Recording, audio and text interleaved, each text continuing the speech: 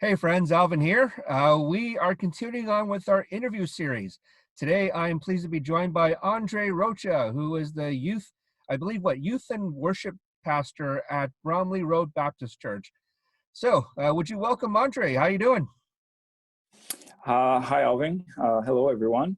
Yes, I am the youth and worship pastor, and I'm doing all right. As everyone at home, trying to do ministry in these challenging times. Yeah, I know. I think a lot of people would definitely resonate with that. And so, first question I've been asking everyone with these interviews is, right now, what's changed in your youth since March break?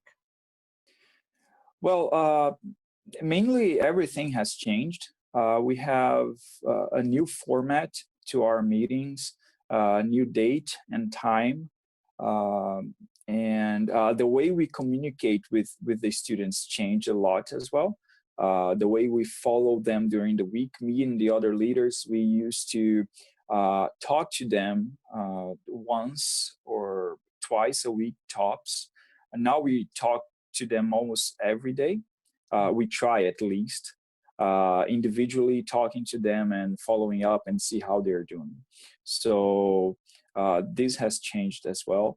And obviously, we are adapting our meeting because there are struggles when it comes to this new format. It's every day. That's almost every day. That's pretty good, actually. I'm glad you guys are doing that. Well, yeah, we don't always succeed. I have to say, but that's what we try, right? To check on them 101 and hey, how are you doing? How can is there anything we can help you with? How is school and stuff like that? Because we don't have this personal connection on Fridays anymore. So it feels like we are farther apart than we really are. So we try to break this by going and talking to them personally as much as we can. So, what are some of the common, I guess, common feedback, common responses they're giving you about how they're doing? Uh, Usually it's all the same, boring. They're bored. So they're really struggling, of course, with staying at home.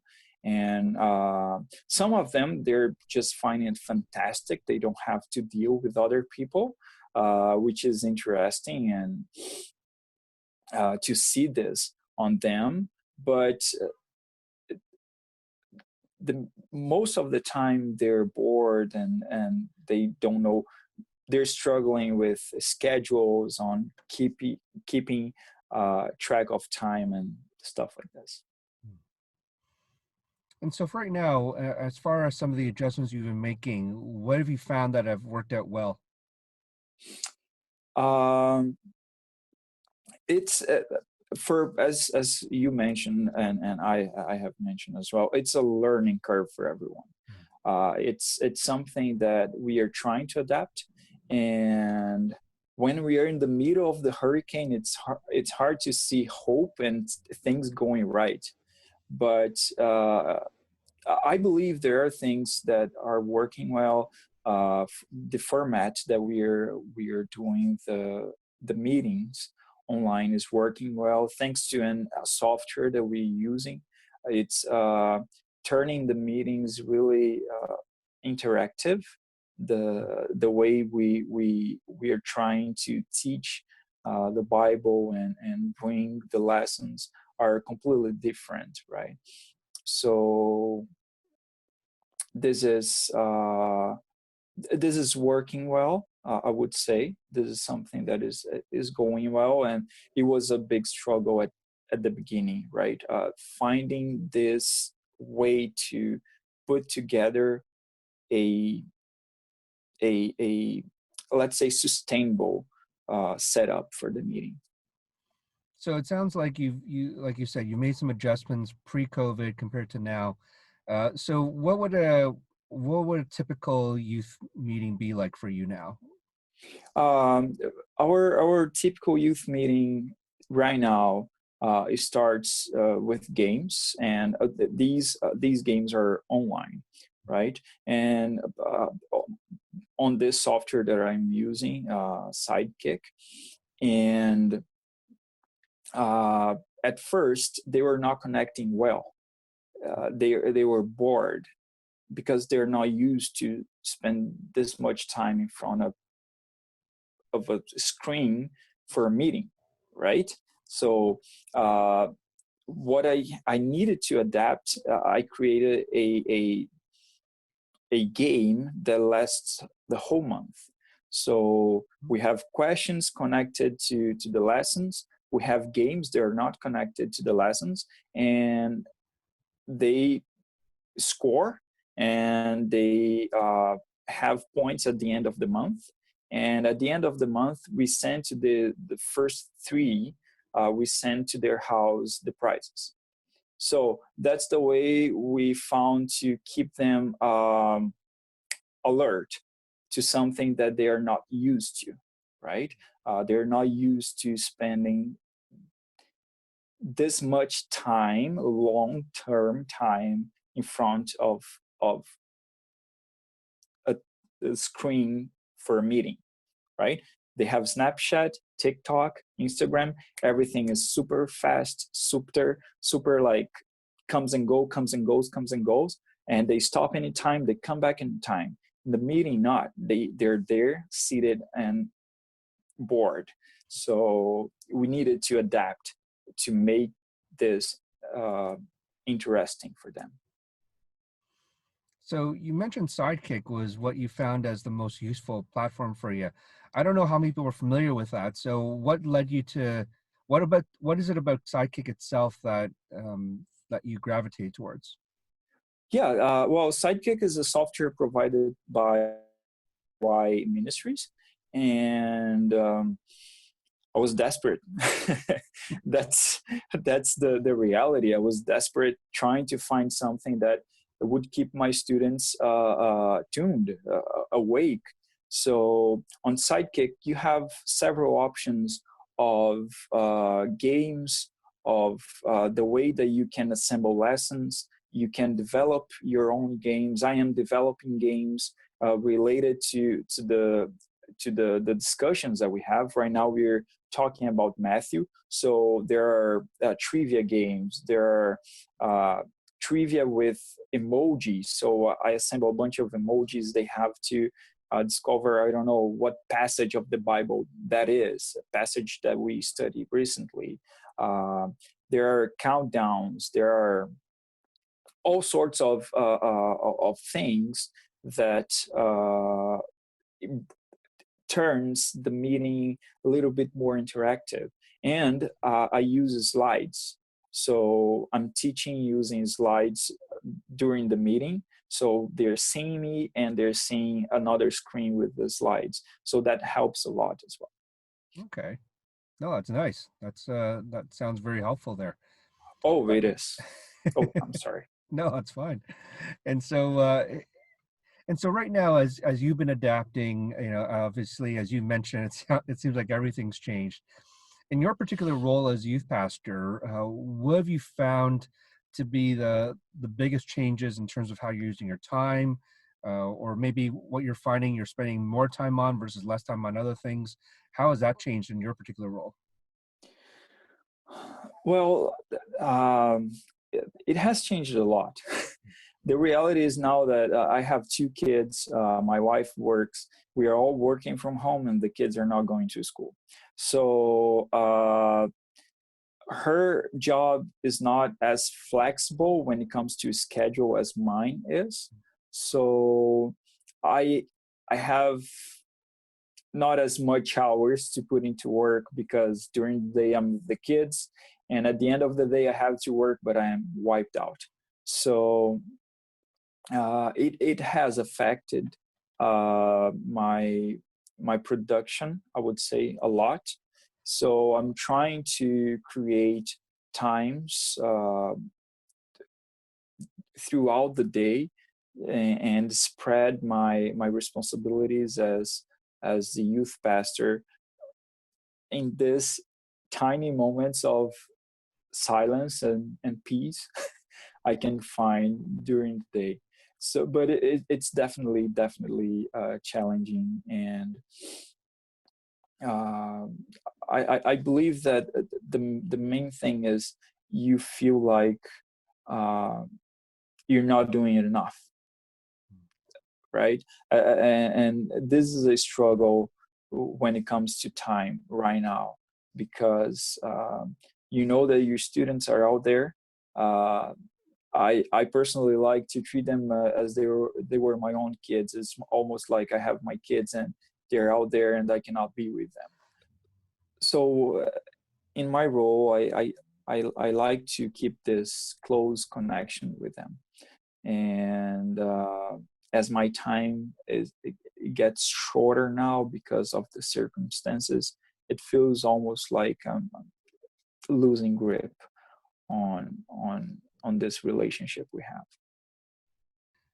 Right now, as you're working, it sounds like there's a lot of different emotions that you're working through these. So how are you processing it?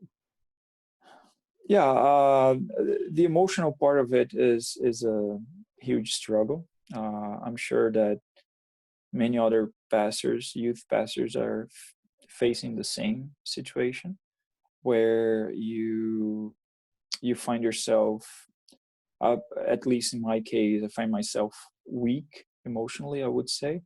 And I'm not a person that I was not made to be confined, and I like to be out there, I like to be active.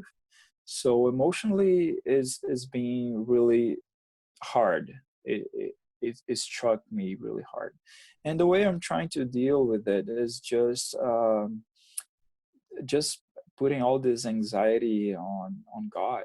And honestly, that's pretty much what I'm doing. And um, talking to people, I talk to mentors, to people who are around me. My senior pastor, he always hears about these struggles, and yeah, I try to not keep them, and I don't see as I don't see it as healthy. So I try to release this emotional pressure that the situation brings. I appreciate your willingness to be a little bit vulnerable there and talking through some of this. But I think I'm glad to hear that you've got some people around you who can work this through with you. And like you said, I think the fact that you're consistently bringing this back to God, to rest on Him, is that's I think it's a good posture to be in. So thanks for sharing that part. Not a problem. So I'm gonna flip gears here to something completely different. I have a feeling some people are probably thinking, "What is that mask behind you, and what's the story behind that?" Oh yeah, this is a gift I got from my mom at Christmas, and I just want the lights. Whenever I speak, it lights up, and I am a Star Wars fan, so it was something to bring, I don't know, a touch of me in the darkness of my background. I'm glad you turned those lights on now instead of All while we've right. been interviewing. People will be seizuring like crazy. Uh, so as we're wrapping this up, what would be a word of encouragement or a word of wisdom that you would have for those who are watching right now? Well, I would just say, keep up the good work. God is still the same. His plans are perfect, and he he's in control of every situation. So all the time we are called to rest on Him, and to know that He is God. So um, try to face this time as part of the perfect plan of God, of this, you know, major plan that we do not can get hold of it, but is out there. We don't know what it is, but is out there. So think of it for your personal lives, for your ministry, students, church. So all of this is contained in this perfect plan of God. And something else I would say is connect with other people, other youth pastors, directors and leaders, and see how they're doing, what is working for them, what's not working, right? As well, this is important. Ask what are their struggles and how can you support them, and share your struggles. Don't keep to yourself. Um, it's not healthy. I don't find healthy for me, and certainly I don't find healthy for others. So share, and always trust God. Um, Always trust that He's in control of everything. And if you find yourself navigating through questions, doubts, fear, shyness, I just want to share something that the Apostle Paul said to Timothy. It's in First Timothy 6:12, and 2 Timothy 1:7, two different verses, but I put them together, and it says, "Fight the good fight of faith, take hold of the eternal life to which you were called when you made your good confession in the presence of many witnesses." That was when we were with everyone. And now the second verse.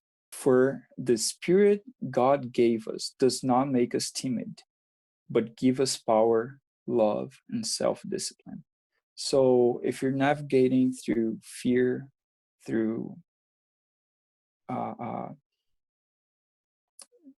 doubts and questions, just rely on the Spirit that God gave you, the Spirit of God that lives in us, and you will navigate uh, through this just fine. God bless you all. I think you've definitely modeled a lot of that for us, even in the last few minutes as we've been talking. So appreciate your time, Andre. Thank you. I appreciate considering me.